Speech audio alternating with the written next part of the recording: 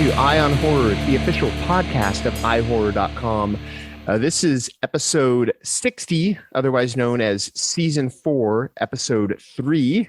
I am your host, James J. Edwards, and with me, as always, your other host, Jacob Davison. How you doing, Jacob? I'm doing much better. Got my TMJ under control, and I've been sleeping soundly.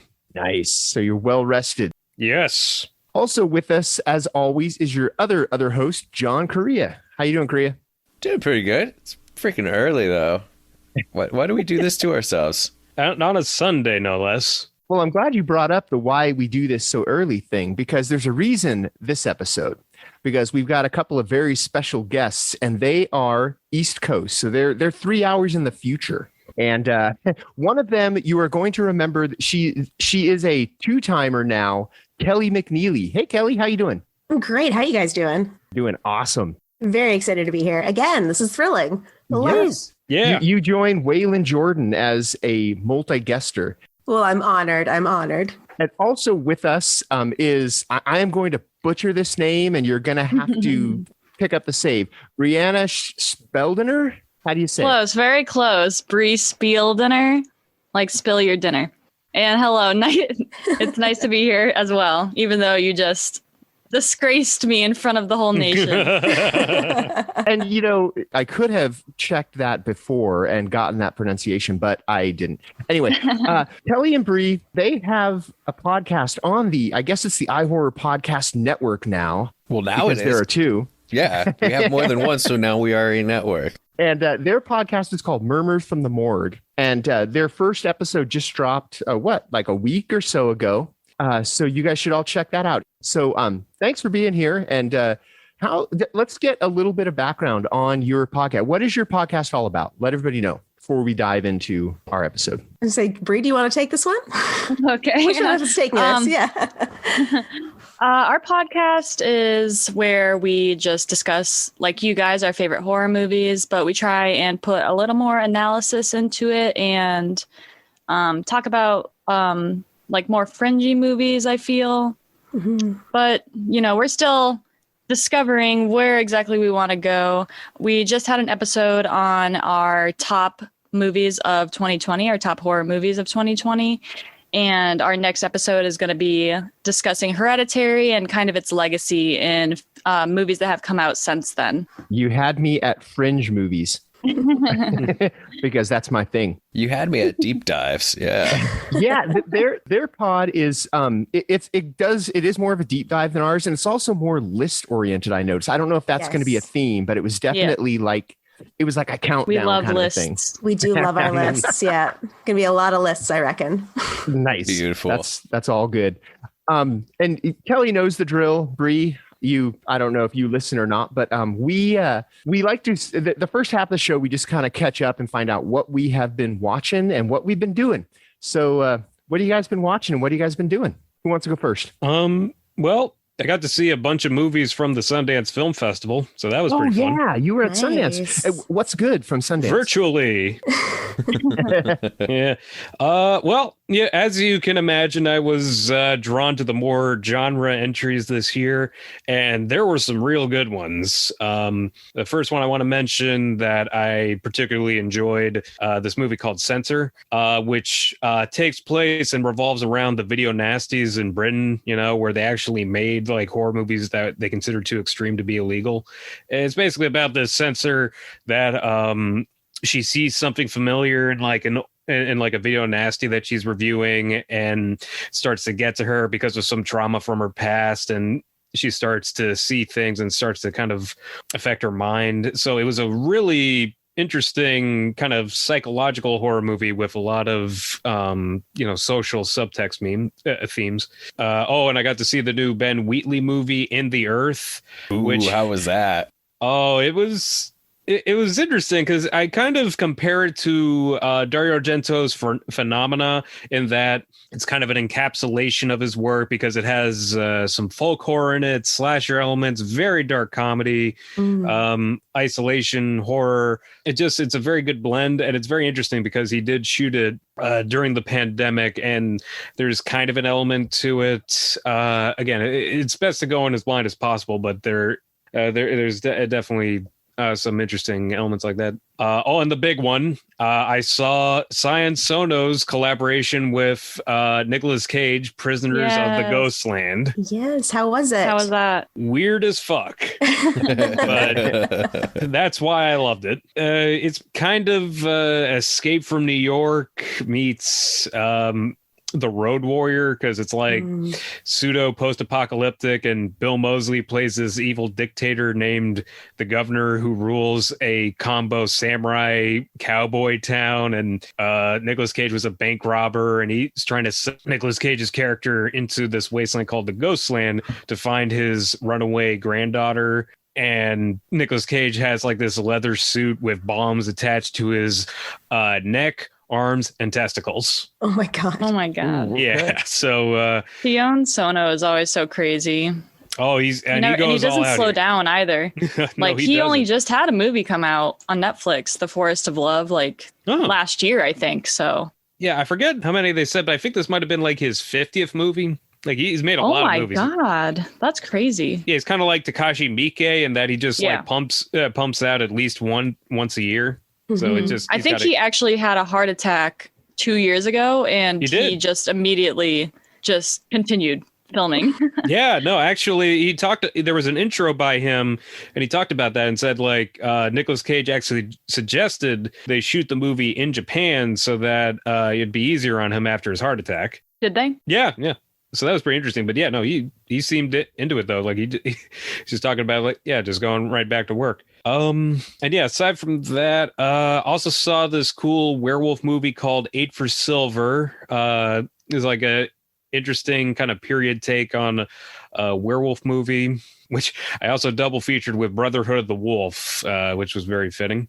And the last one I saw that I really dug is called We're All Going to the World's Fair. It's about this girl that's obsessed with this kind of creepy pasta, and it kind of delves into kind of internet horror and kind of internet communities. And I was really into it because it's got Michael Rogers from Beyond the Black Rainbow, which is one of my favorite sci-fi horror movies. So I didn't know exactly where it was going, but it was always interesting. I love creepypasta movies. Yeah. I have been kind of stepping back from movies after having watched so many of them the last few months, but I've been concentrating on series.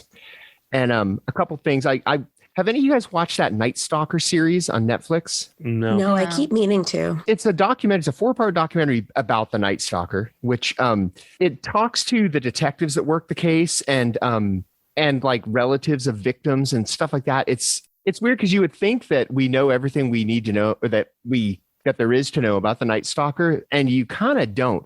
There's not really much drama in it because, I mean, how much drama can you pull out of a 35-year-old case? I mean, you know who did it, you know what happened. But it is interesting because the whole last episode, at the end of the third episode, is when they realize who the guy is. So the last episode is about how they caught him. And that is crazy because basically, and it's kind of a spoiler, but again, 35-year-old case, a whole neighborhood in LA chased this dude down the street and beat the shit out of him until the cops could get there. Wow.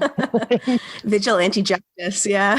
Yeah. And they're showing news footage interviews with the people who were beating the shit out of him. And the cops that came to arrest him they're like, how do we get this under control? This guy, I mean, we have to save this murderer from this crowd. And is this going to be a riot? It's really interesting. That's like real life, A Nightmare on Elm Street. Yeah.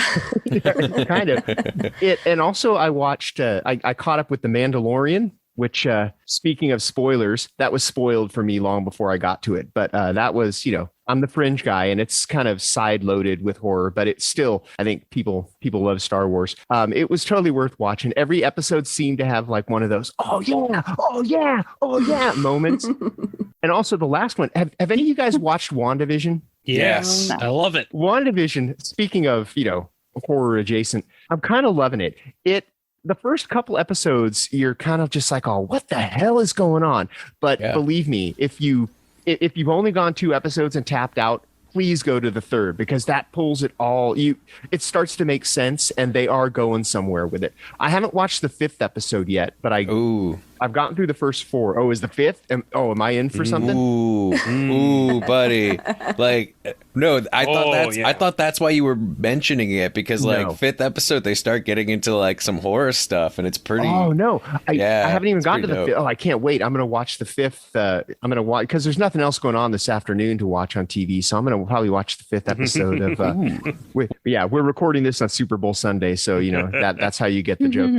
Well, might I give a suggestion of what else to watch then? Because I found a little weird gem. Because I love watching documentaries about specific genre. So I have a lot of like the Not Quite Hollywood, the documentary about Ozploitation, and I have like one about Italian knockoffs of The Exorcist that came with the Beyond the Door set for from Arrow Video. So I have a lot of these documentaries, and every time I watch one of them, I always end up blowing like $150 trying to hunt down these movies that they mention in them, because I'm like, oh, that movie sounds cool.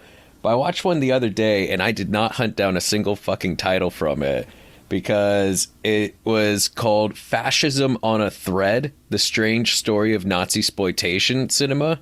It's on Tubi. It was a documentary that came out last year, and yeah, that was enough for me, because Nazi exploitation, like, I've seen Ilsa, I've seen a few others, Love Camp 77, but like that genre never really did anything for me. But it was interesting to see like why these movies came to be, why like it would definitely be an interesting genre to view objectively.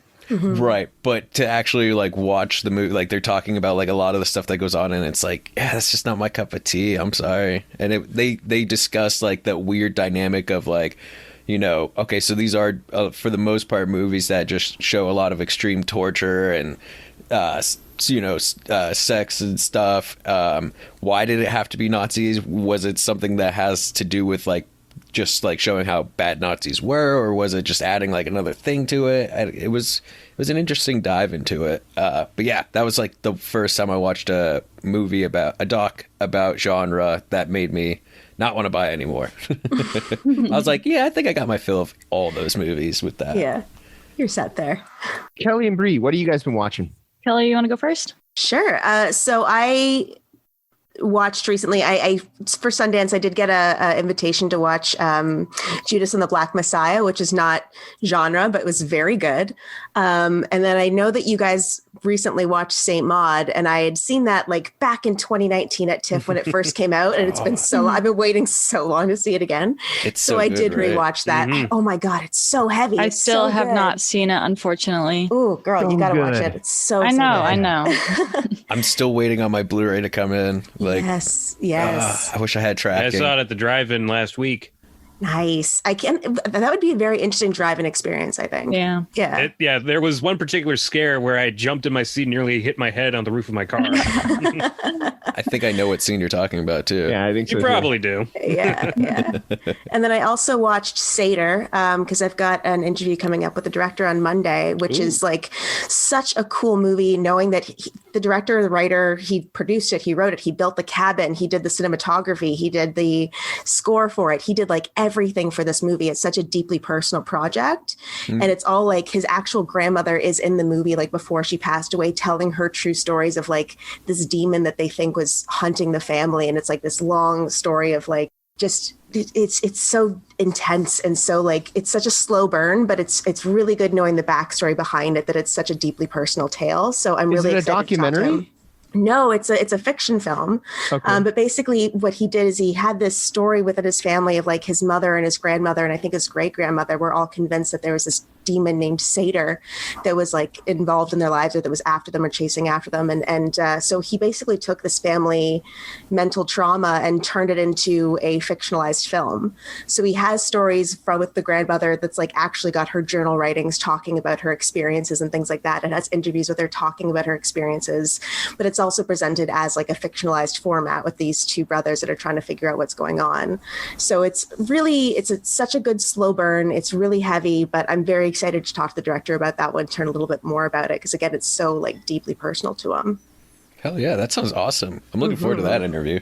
It was very cool. It's also just like visually, it's a gorgeous film. It's so dark and so broody and really, really cool. I think you guys will like it. Awesome. I have really not been watching a lot of horror movies, unfortunately, just because it's the beginning of the year. You know, I'm taking a little bit of a break after 2020. But recently I saw not really a horror movie, but the new Studio Ghibli film that came out, Earwig and the Witch. Oh. So it has witches in it, so slightly horror. But what I do have to say is that it was probably the worst kids movie I've ever seen, so I cannot recommend it. Ooh.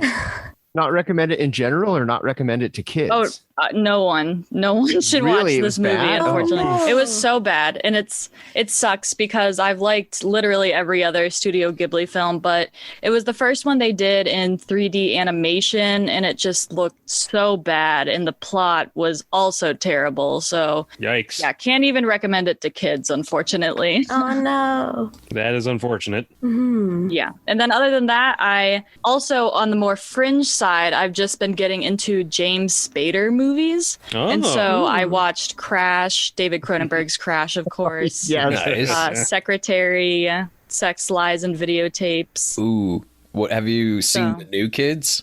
New Kids? Yeah, The new kids. No. Yeah.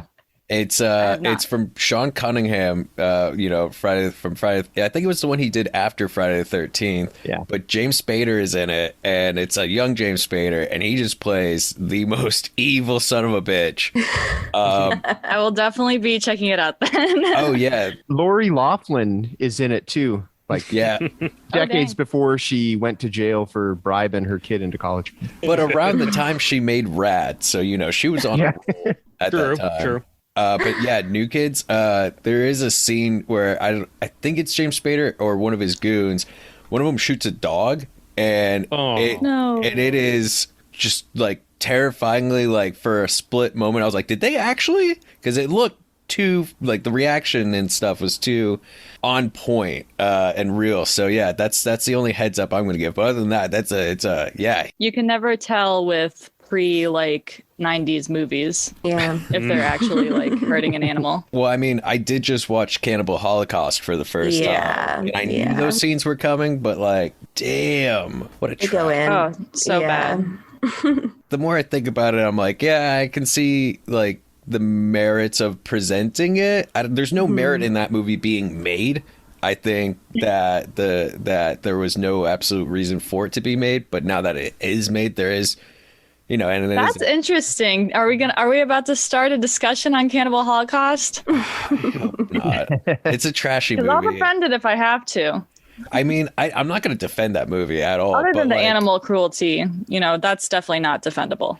I did like Grindhouse Release did a really good job of putting a disclaimer, and they had the two versions. One, they had an animal cruelty free version, and then an uncut. So I watched the uncut, and then they had a disclaimer saying, "Hey, they did this, but we do not condone this behavior. We are super against this. We're showing it as is because we believe in free speech, or but yada yada, all that fun jazz." I thought that was cool. Like putting a little context beforehand, having that little disclaimer.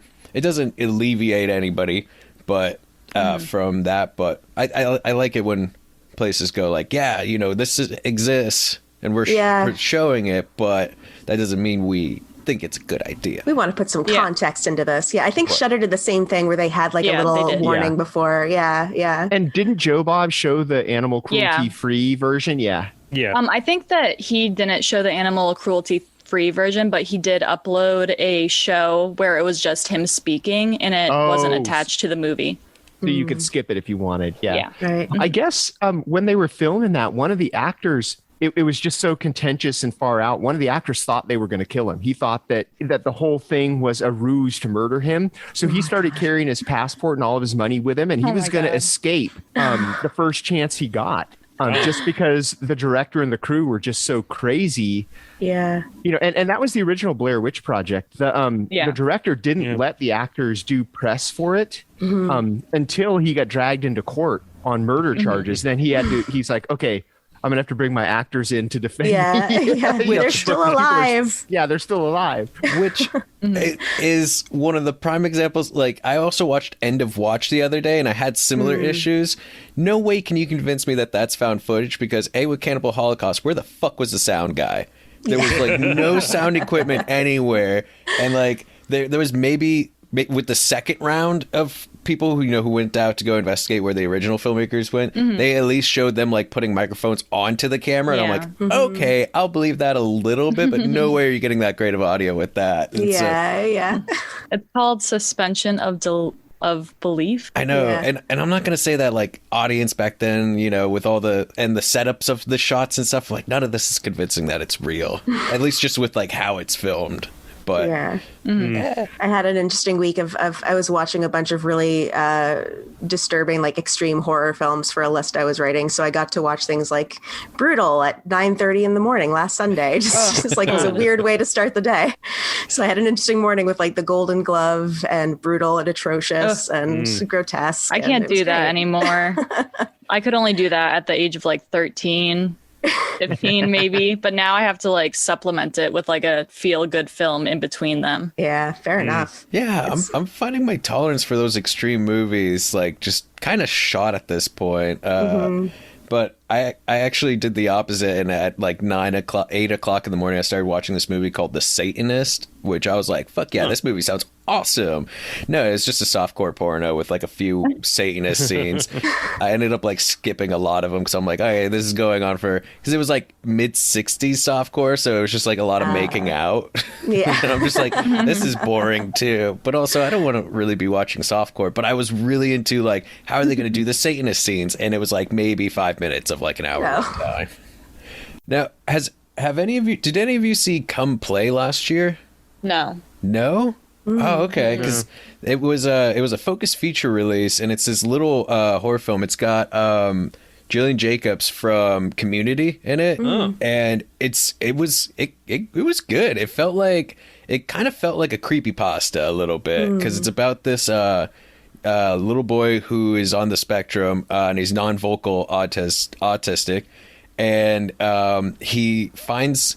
I don't know how it happens, but he watches SpongeBob on his phone a lot.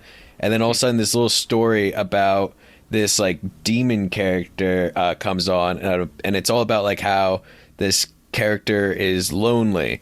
And like as the kid's like reading it, all of a sudden the perspective goes from like something watching from behind the phone screen.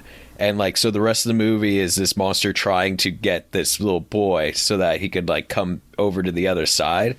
It was very interesting. It felt a little bit like Babadook light. So like I could see someone like being like, oh, this movie's just trying to beat Babadook. But I could see like that being more of like a selling point, like, hey, this is kind of like Babadook, but it's its own spin. Being like the Babadook is not a bad thing either. I mean, Definitely not. The Babadook's an incredible movie. Oh, yeah. But you could see someone being like, oh, it's like Babadook, but more of a creature feature. And like being that Stop, I'm already sold. I know. I was saying like that. I dug that. The thing I liked most was the fact that the little boy was nonverbal autistic, and they handled that very well. Like it wasn't just like a gimmick. It was great motivation. And especially addressing like the whole, subplot where the kid's seeing, this spooky creature and no one believing him. It works so much well because again, he's nonverbal, and like there's all these weird moments. So like he communicates by typing in or choosing words on his phone. So he'll like click an icon and it'll be like, need food, and then like the creature will start using that to communicate with him, and it's just so creepy. But so yeah, Come Play. It just got released on Blu-ray. I rented it from Redbox for $2. Totally worth it. I had a lot of fun with it. It kind of sounds to me like the Elsagate scandal that was happening on YouTube a few years ago, if you guys are familiar, which is basically that because kids are a lot more based on like watching things on their phones nowadays, a lot of like weird people kind of took advantage of that and made weird videos on YouTube that are kind of like geared towards children. And so like a bunch of parents would find their kids watching these bizarre videos. So it kind of sounds like that is maybe what it is. Yeah, it seemed like it took some inspiration from that or the Momo thing that was going on in the Momo videos. Hey, Korea, what do you think of Momo? Momo's stupid. It was 2019's satanic panic. I don't want to get you started on it. I'm pushing your buttons now. Oh yeah, we did have an episode about that. Yeah. I forgot about Momo until I watched Come Play, and then I was like, oh yeah, this is a lot. Yeah, those internet things are so interesting. There's some like legitimately really creepy stuff with that, where it'll be like a video where it's like shoddily made CG stuff of like Pixar and Marvel characters put together, and then there's just like really creepy messages that like adults are putting into them, and it's just like, ugh. Yeah. That's so sinister. Yeah. I smell a list. It sounds interesting. Let's move on to our topic, which our topic this week, because this is a crossover episode with Murmurs from the Morgue, we're going to talk about crossover movies. Yeah. And of course, mainly horror crossovers, but I'm sure that, there's enough fringe in this episode that we're going to go to sci-fi and whatever as well. Who wants to start? What do you guys want to start with? Do we want to go chronologically or just? Well, if we're going to start off, I think starting off, I guess technically as far back as I can remember, with Abbott and Costello Meet Frankenstein. Yeah, the Universal ones. They crossed over once they realized what they had. They would cross over because you had Frankenstein Meets the Wolfman. Yeah. And Yes. then what was it? House of Frankenstein, I think, was kind of a sequel to that. And then House of Dracula was not really a sequel, but that mashed everything together. And Lon Chaney Jr., God bless him, always playing the Wolfman and all these. I mean, they switched Frankensteins and Draculas, but man, when he found his niche as the Wolfman, he nailed it. Yeah, he did it. Wasn't it like House of Frankenstein when Bela Lugosi played Frankenstein's monster? Yes. Okay. Yeah, and I know that with Abbott and Costello, like they met the Invisible Man, they met the Mummy, then there was Dr. Jekyll, There Mr. was Hyde. quite a few of them, yeah. And the killer Boris Karloff as well, which I know he didn't appear in Meet Frankenstein, but he did come back for Meets the Killer Boris Karloff, which is And also Boris Karloff was Mr. Hyde in Abbott and Costello Meet Mr. Hyde. Yes. Boris Karloff was in House of Dracula, but he was the Dr. Frankenstein character. It was called something else.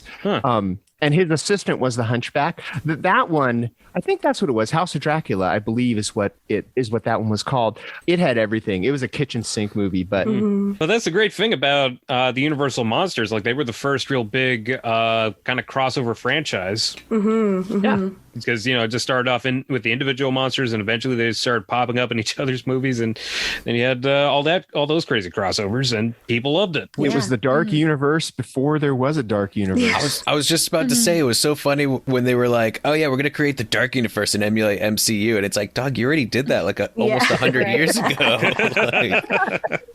I do love that apparently the Australian Film Board cut like every single scene with a monster in order to get it like passed so that it could actually be approved for release, which like what is left? This is what I've heard. On all of them? Abbott and Costello Meet Frankenstein. Oh, okay. Oh my Yeah, God. for that But then one. how do you have them meet Frankenstein? It's just Abbott and Costello at that point. Yeah, There's no Abbott and like, Costello. nothing else. Abbott and Costello meet, and then it's just blank. Yeah. Meets the blank. Although that's the thing I really love about the Abbott and Costello Meet movies, because they are like really like top horror comedies, because they keep the comedy elements like Abbott and Costello's usual shtick, but they also make sure it's scary. The monsters are still threatening, and they kill people and of course scare people.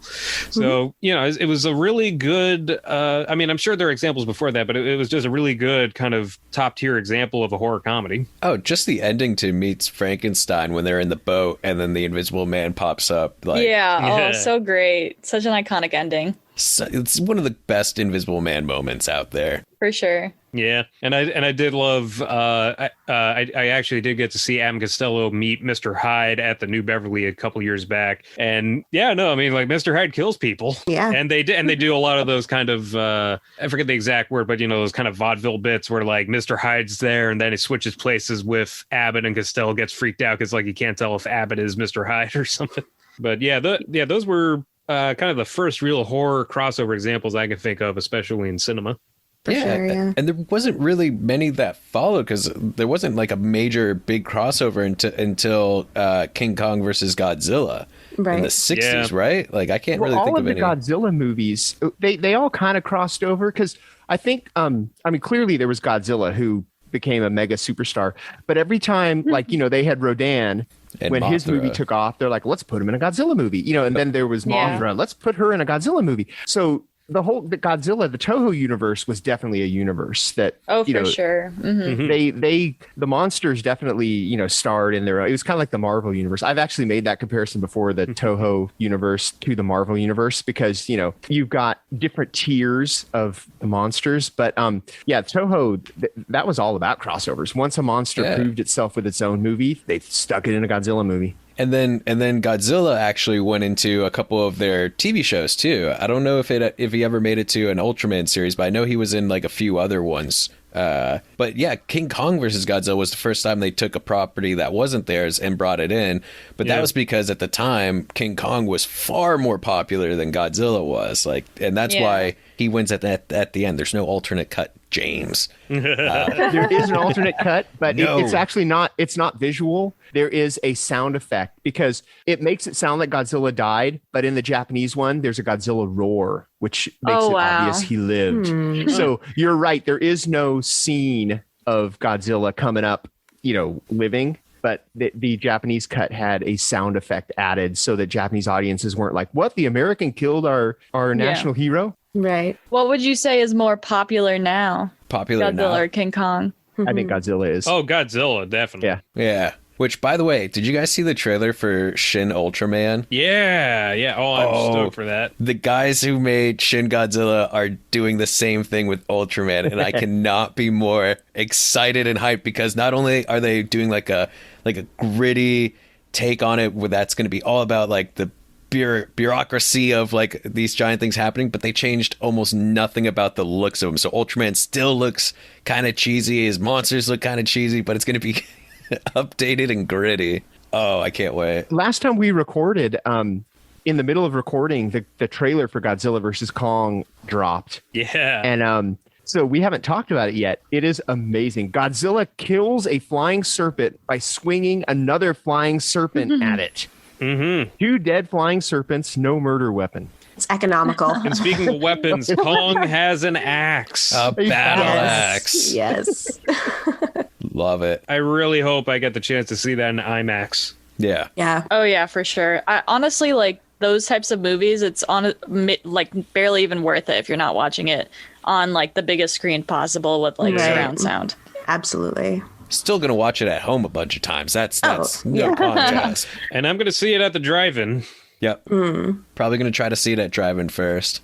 There's about 6 feet between 4DX theaters because they need all the mechanics of moving it up and down. So yeah. Jeez. That's the only way you can get me in a theater right now is a 4DX showing of Magic Mike XXL. Feel the sweat. Yeah.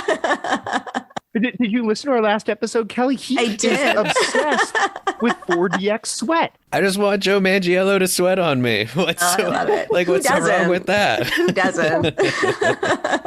Well, this isn't like an outright example, but the Legend of the Seven Gold Vampires kind of counts because it's not exactly a monster crossover, but it's kind of a mythology crossover because, so at the time it was the 70s and the two big movie genres or subgenres were vampire movies and kung fu movies. So Hammer and the Shaw brothers got together and like, hey, let's make a kung fu vampire movie.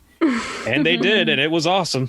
Because you got Peter Cushing in China, and he teams up with these martial artists to fight these Chinese vampires that have been resurrected by Dracula, and it just delivers. You got vampires that know kung fu, you got vampire hunters who know kung fu, you got Peter Cushing with like his vampire hunting weapons, fighting all these other vampires. So it was an interesting kind of, it was like a studio crossover because, it had both studios working together with actors and stuff like that.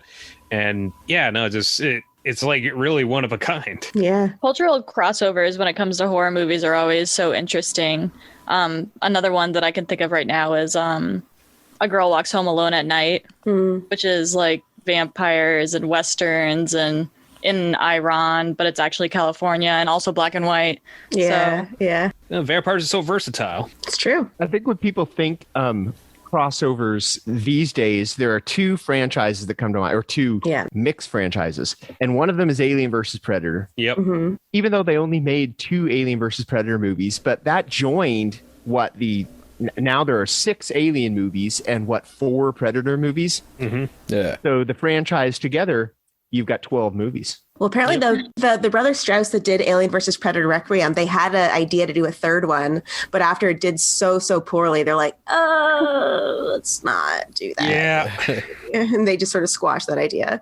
It kind of killed the franchise. Does anybody else, when they see one of those Disney annual pass stickers on the back of a car, just immediately think AVP because it's an A and a P with the Mickey ears between? I'm always like, AVP, yeah, let's do it. Oh, God. Well, and that's the other thing too, that like that franchise was ruined for years, even before the movies, because like Dark Horse made Alien versus Predator comics like every year since like 1990 or something. 89, I think. Yeah. And the 90s, they had great video games of AVP too. Oh yeah, so. the Konami Alien versus Predator game. I love that. Yeah. So like those, and like, you know, that first one's actually kind of solid. Like the first AVP, I rewatched that recently. Yeah, the fact that he did like that as well as Resident Evil and like Soldier and Event Horizon and Mortal Kombat, like what a career that has been. Right. At first. I would love to see a crossover of all of his movies alone. God. Alien versus Predator versus Resident Evil, versus Event Horizon. I want to see all of Paul W.S. Anderson's movies crossover with Paul Thomas Anderson's movies. Oh yeah, that's a great one. Oh man, I don't even know how that's gonna work. Could you just imagine just Mortal Kombat done a la like The Master, you know? Yes. You just have Luke, like, I don't know, Sub-Zero on the beach, you know, with like a sand mermaid. Let's move to the other big crossover that had people excited. Freddy versus Jason. Now that's how you do a crossover. Speaking of joining 2 storied franchises, and this is another one that people were clamoring for. And I think there were even 3 or 4 different scripts written for it. Oh, there were way more than that. One. Oh, more. Yeah.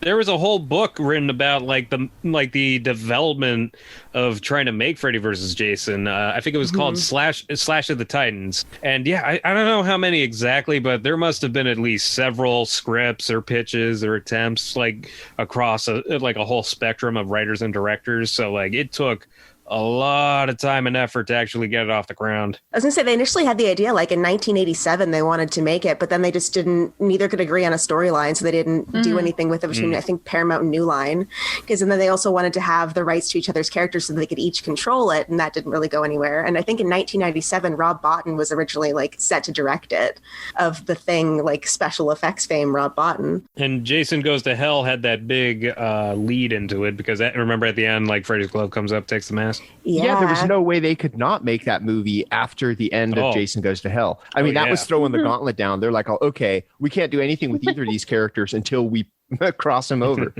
Yeah, exactly. They did sneak in Jason X before and New Nightmare, so they snuck in a couple, but it definitely like, and you know, one of the interesting things that I always loved about Freddy vs. Jason, well, not interesting, is the blatant J ripoff from the View Askew movies. Oh yeah, that whole thing. And that was because I think Miramax was also involved with because of New Line and all that with and they were trying to push a Jay and Silent Bob to be like the next Abbott and Costello, and so they were going to have them meet Hellraiser. But that never really panned, so they're like, "Oh, let's try to get them into Freddy versus Jason," and that like never came through. But there's this great moment in the Never Sleep Again documentary when they get to Freddy versus Jason, where they talk to Jason Mewes, and Jason Mewes is like, "Oh yeah, Freddy versus Jason, that was such a great experience. I had so much fun working on it. Wait a minute, I wasn't in that fucking movie," and he just like walks out of the interview room. Oh my god! Oh my yes, I love that bit. Although they did get into Scream 3. They did. Yeah, and I think that was one of the instances of Miramax being like, we can make them the next Abbott and Costello, but instead they just went to Degrassi. Yeah. My favorite thing with Freddy versus Jason is how frustrated Freddy gets when he's killing someone in their dreams, and then Jason would do it in real life, so they'll wake up and he'll be like, "Oh, damn it, that was mine." Close. Yeah, and like that moment is how everybody who played Halo felt when they were about to kill somebody and somebody stole their kill. It was like, "Oh, dude, that was mine." I had that. It's so good. And then they were going to make a Freddy versus Jason versus Ash, but it turned into another rights and everyone being like, no, my guy's bigger. No, my guy's bigger. My guy needs more screen time. So they actually turned that into a comic book series, which they did 2 of them, and they were awesome. If you ever get a chance to hunt down those comics or get a graphic novel of it, it's so good because like the plot line of Ash follows basically Ash versus the Evil Dead, where he's just a deadbeat and he's not really doing much and he's still working at S-Mart. And then they make it so that Jason's mom actually uses the Necronomicon to bring back Jason. So it kind of makes sense. Like, oh, that's why he went from a child to that, because he's some form of a Deadite. Yeah, and they even allude to that in Jason Goes to Hell, because that also had the Necronomicon and like some other props. Kandarian dagger, or the Kandarian dagger, But the best part of the comics is because at that point, you know, Freddy and Jason had their big battle and their big fallout. So Freddy is just fucking with Jason the entire time. Like, there's panels of him like in Jason's head, and he's just like, "Oh, look at me screw your mother, oh Jason, oh look at this," and he's just like messing with him in the worst ways possible, and it's so great. I wish that could have been a movie, but at least we have the comics where there's like free reign of like, oh yeah, we can do what we want with them, you know? Anything could happen in comics. Exactly. Yeah, I feel like the Freddy versus Jason movie also happened at potentially the last possible moment that it could happen in terms of where films were going, because a film like that, with like how cheesy it is, just it would be hard to sell nowadays. And I think that was kind of like the cusp of like that change. It was that period in the 2000s, because like that was 2003, AVP was 2004. And I think because I was listening to the episode that you guys had with Steven Kostansky, and he was talking about the soundtrack for Freddy versus Jason. How that's like just like a perfect time capsule for 2003. So much new metal. So good. You can't get away with that type of cheese anymore, no. I would say Book of Shadows has a soundtrack that rivals it. Blair Witch 2. Fair. You still haven't convinced me to watch that yet. You have not even watched it? You really should. I haven't digitally. I just haven't gotten around to it. I'll die on that hill. I love Book of Shadows. Blair Witch 2. It's incredible. You're missing out. If you don't watch it, that's your loss, because it's amazing. There you go. I'm doing the reverse psychology on him. Don't watch it. I don't care. It's definitely closer to Freddy versus Jason than it is to the original Blair Witch Project. It's true. And it is from the directors of Paradise Lost, so there is that. Yeah. And Some Kind of Monster, the Metallica documentary. Yeah. But like there hasn't really been it seemed like there was a few years in the early 2000s where it's like, we're going to mash up everybody, and then it stopped. And we haven't really gotten that many, except for The Grudge versus The Ring. Sadako versus Kyoko. Exactly. I was going to say Jacob knows the names. What is it? Sadako versus Kayako. Yeah, which was originally April Fool's joke in 2015. What? Until it was originally, they just sort of mentioned it and they're like, yeah, April Fool's, and then in December they're like, wait a minute, we could do this. Yeah, and they did. And the marketing for the movie was insane. They had all this Hello Kitty branded merchandise that they paired with The Ring and The Grudge, and they had a Twitter account. And my favorite was they actually had Sadako and Kayako throw the first pitch at Tokyo Stadium or something. And that was painful to watch, because it took them 20 minutes to get out to the mound and get in the batter's box, and then to get the ball over the that was okay, that's milk the this. Problem with those two is that they're not very they don't move much, and they're not doing they don't have axes, they don't have a knife, they're just they scare you to death. There's not a lot of athleticism there, something like that. Although it is amazing that they made such a good movie out of the concept, because I really love it though. It's so somebody gets cursed with the ring, so they figure if they can get cursed with the grudge curse, then they'll cancel each other out. Love that logic. Hey, desperate times call for desperate measures. Just stacking curses, seeing what comes out at the end of it. And it was directed by Koji Shiraishi, who directed one of my all-time favorite J-horror movies, Noroi the Curse. Which is surprising, honestly, because I consider that to be a really serious movie, documentary style. yeah. Whereas So good. this movie, it does like rely more on kind of a cheesiness. A little bit, although I thought it was still pretty scary. Yeah, it definitely had its moments. But that's also the difficult thing, I think, with crossovers is that it's really difficult, in my opinion, to make them serious because they have so much going on. And it's like, are we really going to have an actual storyline, or are we just going to rely on jokes? And most of them do just rely on jokes. Yeah. There's an innate absurdity to crossing over anyway, exactly. unless it's an organic thing. Like, I mean, it's crazy to think of it, but King Kong versus Godzilla is an organic crossover because you've got these two giant monsters. But putting Jason and Freddy into the same universe anyway is kind of absurd. So I think that the best crossovers lean into that. I think Alien versus Predator came up with a great way for them both to exist. You know, the fact that that's how they train these predators is by hunting alien. Yeah. I thought that was a great way to bring those two together.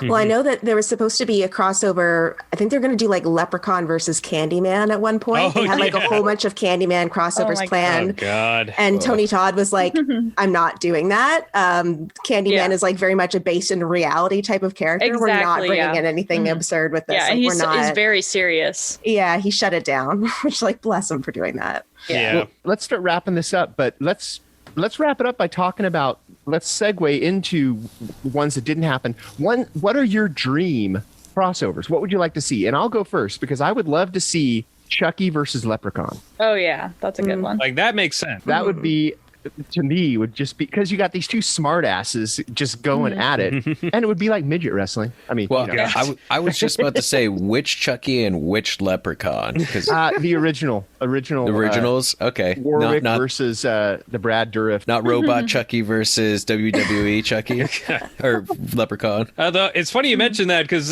there was a sketch comedy show called the Astronomy Club where my favorite sketch they did was about like this guy doing a press conference because he killed Chucky and he's just like he was just like 2 feet tall, so I just stepped on him, and then the leprechaun attacks him, he just kicks him. So yeah, I mean it makes sense. So we had that crossover. Yeah, that crossover. We already had it. What other dream crossovers do you guys got? Oh, I got one. Like, this has been my dream for God knows how long, but I want to see the Gremlins fight Critters. Yes.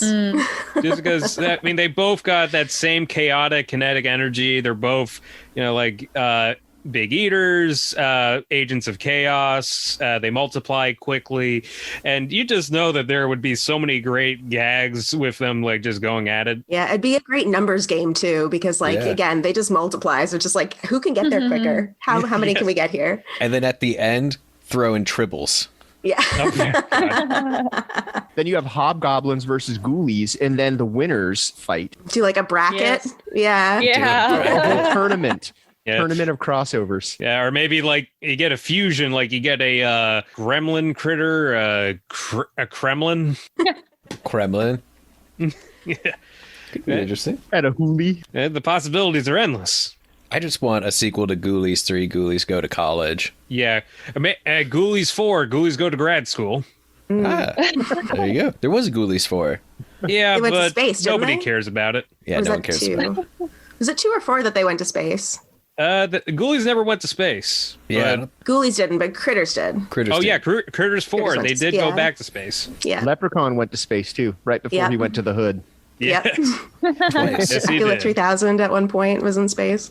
I think I would love to see Freddy versus Leprechaun, just because it's that whole idea of like they can just both do whatever the fuck they want magically. So it'd be really fun to just watch them try and one up each magic other. fight. Yeah, they just have a magic fight. It'd be great. Yeah, there's some possibilities there. Yeah. Do it animated. You could do whatever you want. Oh yeah, that would be good. Possibilities are endless. What about you, Brianna? What's your ultimate matchup? That's hard. I don't know if I have one. I kind of like to keep them separate. Maybe like the creature from the Black Lagoon and the Shape of Water creature, or like some other aquatic creature, like an aquatic creature fight, Nice. or the Swamp Thing. And the Ooh, creature. yeah, Swamp Thing versus Swamp Thing and creature. creature. I want to see Jaws versus Orca. Jaws versus Orca. Yeah, I mean, you just have a shark fight an orca whale. Yeah. That's pretty much what it would be. Yeah. I was perusing, I think it was Tubi, looking at like what just crossover fights they had movie wise, and there was one that was Bigfoot versus the Illuminati, Ooh, that's Oh, a I good heard one. of that one. which I Ooh. kind of want to watch. Bigfoot versus Mothman. Oh, there you go. Some of those asylum and sci-fi movies are crazy, like Sharktopus versus Terracuda. Yeah, yeah. Yeah. Like they go crazy with them. Or there's Lake Placid versus Anaconda. out Yeah.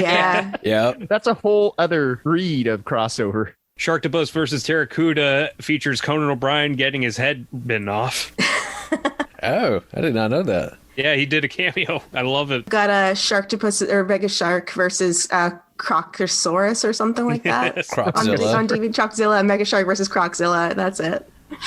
Yeah. I just think Terracuda is the most awesome name for a giant monster. Terracuda. That's with a P, a silent P. There's also the Evil Dead, or not the Evil Dead, the Ginger Dead Man versus Evil Bong. Which I watched. Oh, God. Oh, It's- you did watch that, I Kelly. did watch that because I Tell have us How seen was how it? great that cinematic masterpiece must have been.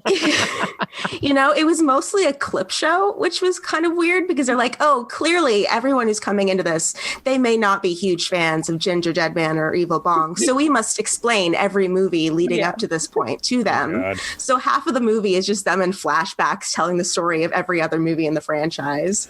And then they eventually get to the fight, which is not really a fight. They just go inside the bong and they're like, well, we're here now. And then that's basically it. Kind of along the same lines. Have any of you seen Puppet Master versus Demonic Toys? I did. No. Was that any good, or was that the same type of a thing? I As mean, good it as did have sounds? Corey Feldman. Oh. Ooh. Yeah, like I was just thinking, there's a couple of full moon crossovers, or like they kind of Yeah. do a couple of their own kind of shared universe deal. Like there was also Doll Man versus Demonic Toys. Yeah. Which I think is also on Tubi.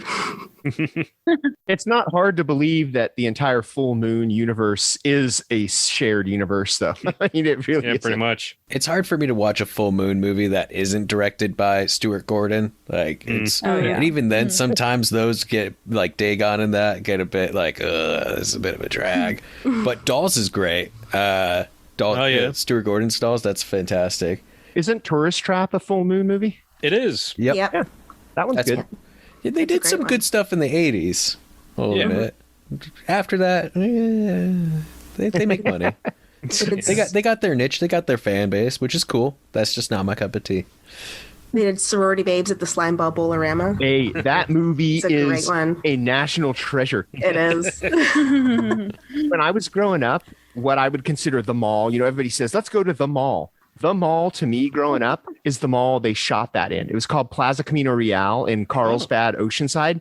And they remodeled it right after that movie came out. So when that movie came out, I was like, oh, hey, that's the mall. And then it was unrecognizable. But yeah, that was shot in my mall. So Linnea Quigley was hanging out in my mall at one point. Nice. You must be so proud. I'm a huge Linnea Quigley fan. I love that woman. So. Now, for me, my ultimate crossover should be no surprise to those who can actually see our Zoom. I want a Fred Decker crossover. I want Monster Squad meets Night of the Creeps.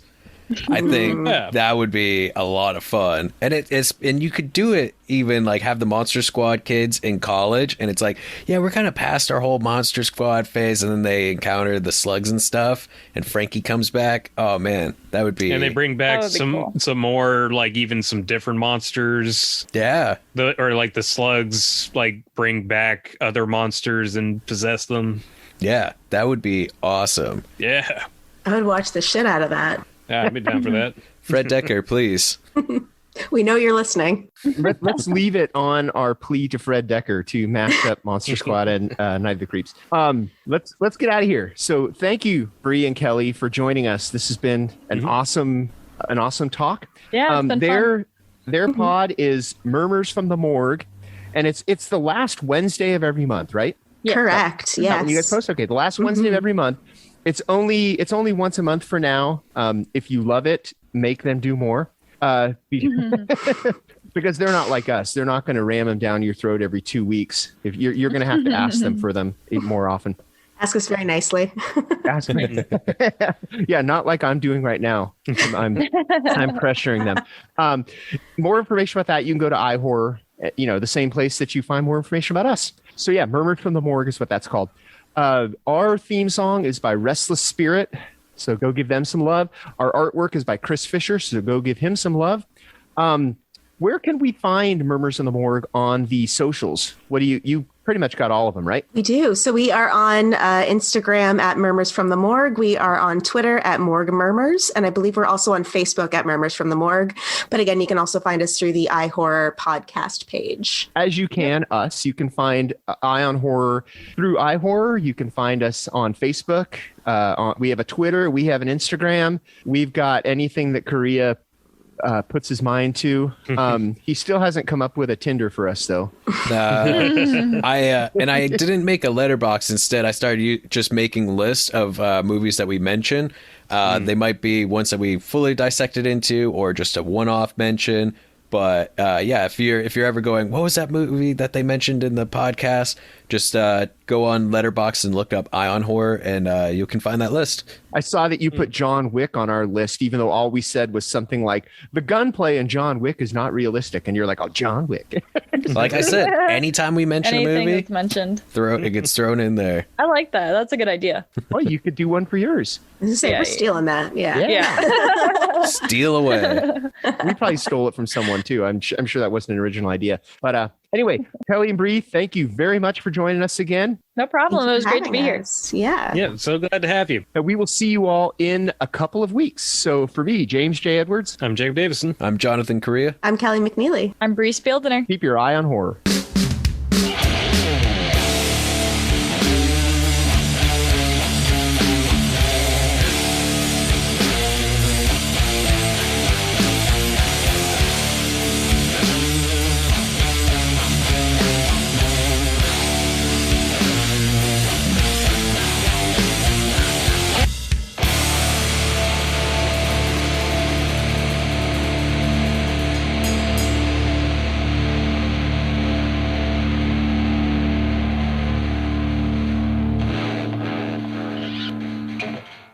Okay, no one has responded to me trying to get rid of my bootleg Dawn of the Dead Blu-ray. So, again, I accidentally bought a bootleg of Dawn of the Dead. So if you want this movie for free, it's a complete ripoff of the old Anchor Bay.